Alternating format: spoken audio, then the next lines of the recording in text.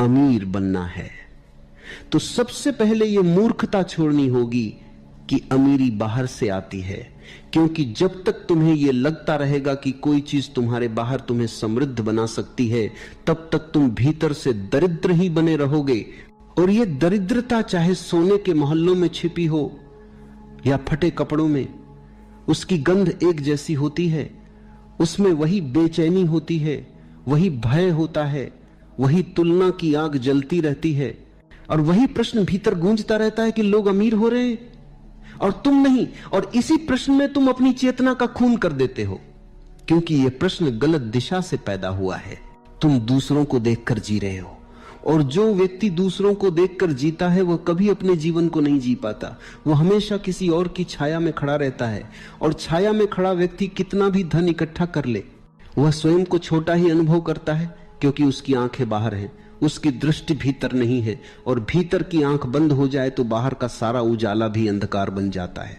गरीबी धन की कमी नहीं है, गरीबी चेतना की कमी है, और अमीरी धन की अधिकता नहीं है।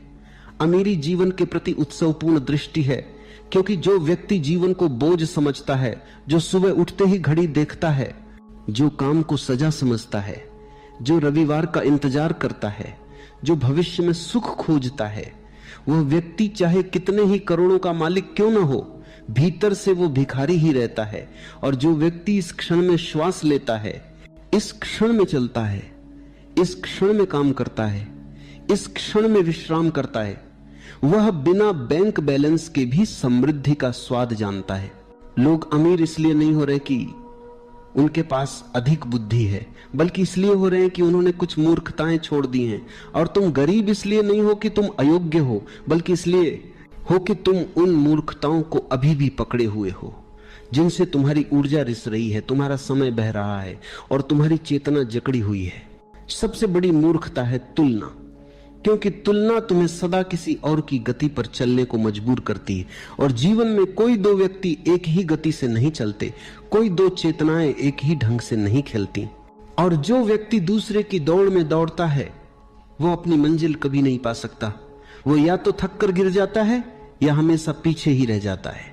तुम समय को बेच रहे हो, और समय बेचने वाला व्यक्ति कभी समृद्ध नहीं हो सकता, क्योंकि समय जीवन है, और जो जीवन बेचता है वह बदले में जो भी पाता है वह जीवन से कम ही होता है। इसलिए भीतर एक खालीपन रह जाता है, जिसे भरने के लिए फिर और धन चाहिए, और यह चक्र चलता रहता है और मनुष्य अंततः थक जाता है।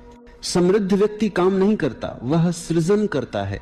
और सृजन तभी होता है जब भीतर आनंद हो, जब भीतर मौन हो, जब भीतर स्पष्टता हो, क्योंकि भय से किया गया काम केवल जीवित रहने की रणनीति होता है, जीवन का उत्सव नहीं।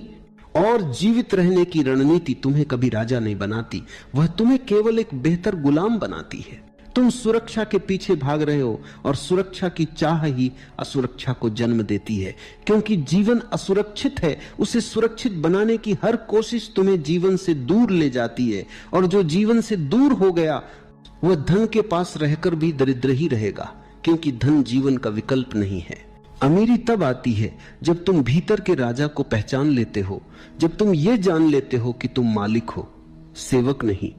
जब तुम ये समझ लेते हो कि तुम्हारा समय तुम्हारा है, तुम्हारी ऊर्जा तुम्हारी है, और तुम्हारा जीवन किसी और के सपनों को पूरा करने के लिए नहीं है। जो व्यक्ति मौन में बैठ सकता है, वही व्यक्ति स्पष्ट निर्णय ले सकता है, और जो स्पष्ट निर्णय ले सकता है वही व्यक्ति समृद्धि को आकर्षित करता है। क्योंकि समृद्धि भ्रम के पास नहीं जाती, वह स्पष्टता को खोजती है। वह उस मनुष्य की ओर आती है जो भीतर से ठहरा हुआ है, जो भाग नहीं रहा, जो हड़बड़ाया हुआ नहीं है। तुम्हें कुछ पाने से पहले बहुत कुछ छोड़ना होगा, क्योंकि हाथ भरे हों तो नया कैसे आएगा।